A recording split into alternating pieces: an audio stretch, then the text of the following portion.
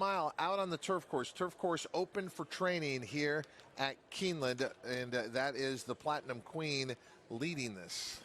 Yeah, 9 Platinum Queen in front. I'm just looking at her headgear. Yeah, she's got a hood on there, you see, just to... Some people put this on. Will she race with that? Probably not. Okay. I don't think so. Rishi would have a better idea, but you see, she's just taking things in.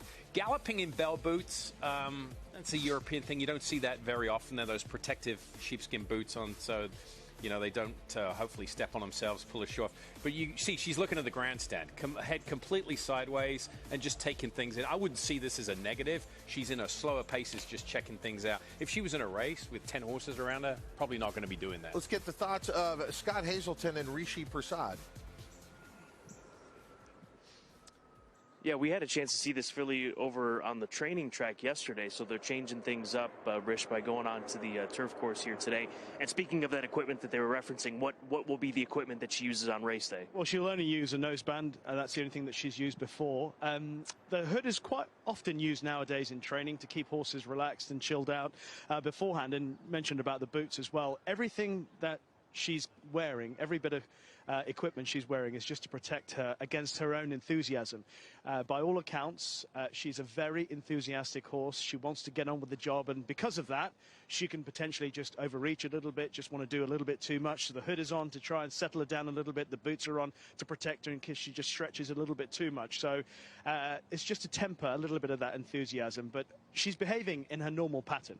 And she's been up there for quite some time waiting for the turf course to open, so you would imagine that there's some pent-up energy because of that as well, because the standing around for these horses, they're not used to being in a static situation when they're tacked up and have a rider on their back. Indeed, of course, she's a speedball. Right. You know, maybe not quite as speedy as some of the American speedballs, but she is the best of the British 2-year-old speedballs. So her whole thing is about getting on with it and getting on with it as quickly as possible. But from the outside draw, as we talked about yesterday. That's a major issue.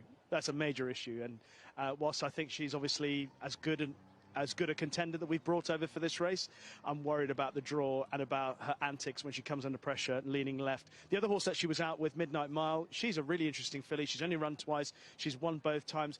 One of the other interesting aspects about Midnight Mile is that she was actually delivered as a foal by C-section. Using the facilities at Coolmore, she was delivered by C-section. So she is a filly who's shown quite a lot of ability in 2 starts so far. There's the potential for a lot of improvement, so she'll be a big contender for the Richard Fahey team. And she's in the Breeders' Cup Juvenile Filly Turf. That's the 12 Midnight Mile for Fahey. Let's talk more about speed on the turf. The Breeders' Cup Juvenile Turf Sprint, $1 million being offered on Future Stars Friday. Here's a look at Dramatized coming in from York. It's the first time I'm seeing her. She's really a leggy, kind of athletic-looking filly. Yeah, she is. She's got, again, another one got her head up. She's, you know, going slightly, letting her stretch her legs a little bit, a little more quicker pace, a little blowout. And I like the way she loaded the ground, kind of flicks her front legs out there. Very efficient mover. She just jumped back to a left lead there. But for a horse that's seeing a lot of these things for the first time, and a young horse at that, in the age of 2, looks very professional. Looks as if a rider is having to restrain her a little bit along the way, that maybe she would like to do a little bit more than what she's doing here. And maybe that's part her personality. It seems she tends to run close to the pace, has a bit of speed. Didn't fare very well on a good course last out at York back in August, which was her most recent race, but before that, 2 straight victories, including the Queen Mary. And real quick, Todd, we've been having the discussion before we get to Rishi and Scott about the turf course. You got to see a little bit kicking up there, yeah, right? No, on the it's outside. got some cut in it. Yes. Scott and Rishi, what about most of these European sprinters? It's been straightaway races. How big of a concern is it that they're going to face a turn? Well, it's always a concern, I think, coming in with these young horses, right, Rish? I mean, because it's just something that they're not used to doing, and it's the same on the flip side when we send our American runners over there during Ascot to take on the straight, because it's so much stiffer. Yeah. You don't have that breather around the turn, so that's something that they have to adjust for and make sure they have position more than anything when they enter that turn for these sprint races. Correct, Scott. And a lot of our 2-year-old races, we like our horses to get into a nice rhythm.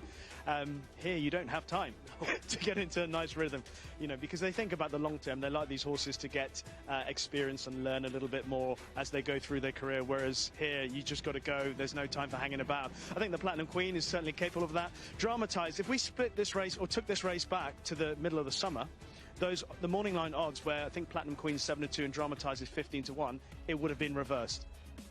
So it might be worth a punt there just based on that, because she is a filly that certainly has talent, winner of the Queen Mary. All right, we're taking a look at the entire Charlie Appleby lot. That is the Godolphin runners that he's sending postward. Obviously had great success last year, winning with Modern Games and Space Blues, as well as Jabir in the Breeders' Cup Turf. So all sons of Dubawi, as we touched on yesterday, and coming in with Modern Games once again off of the heels of his run on Champions Day and that brilliant run in the Rico Woodbine Mile around the one-turn scenario up there in Toronto. But these horses coming out, and as we saw them leave the quarantine barn, Rebels Romance was at the front of the pack, and it's amazing how the mile-and-a-half turf horses versus the sprinters and even Modern Games, the size difference. They are so much taller, so much bigger in their stature, while Modern Games and the sprinters are almost built very similar. They're almost that sprint, very sleek, low to the ground type of look, but not the case with the two leaders for the Breeders' Cup Turf. No, certainly Rebels Romance, he's always been a tall, last season when he was a 3-year-old, he's rather angular, narrow horse. He's filled out a little bit. He still doesn't carry the same amount of condition as horses like Modern Games, etc. But of course, if he did, he'd be almost the size of an elephant because he's that tall. He is a very talented horse, Scott. But it's interesting, obviously, I think we've spoken about it before. You know, 12 months ago, this was a horse that I think Charlie Appleby would have been considering the Dubai World Cup as a big target for him in 2022, and that failed in the early part of the year. But they've changed tack, they've gone on the turf, and he's proved a real success so far. Modern Games needs no introduction, just the absolute veteran of racing here this year. Even though at the age of 3, they've asked a lot of him over the course of these seasons, and he shows up, he delivers. He's a horse that they go to the well and they get something every time. I'd like to play poker against Modern Games because he gives you everything. He shows you everything.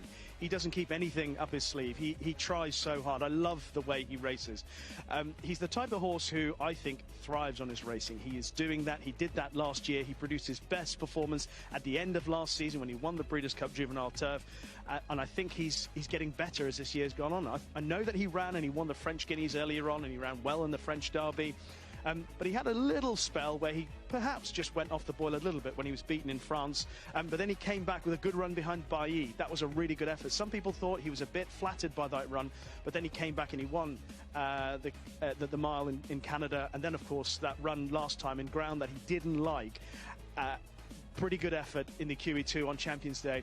And if you look at him, and you noticed it yesterday, I noticed it again today, he is carrying a lot of condition like a horse who is loving life at the moment. You can't be anything but encouraged by his physical appearance here at Keeneland.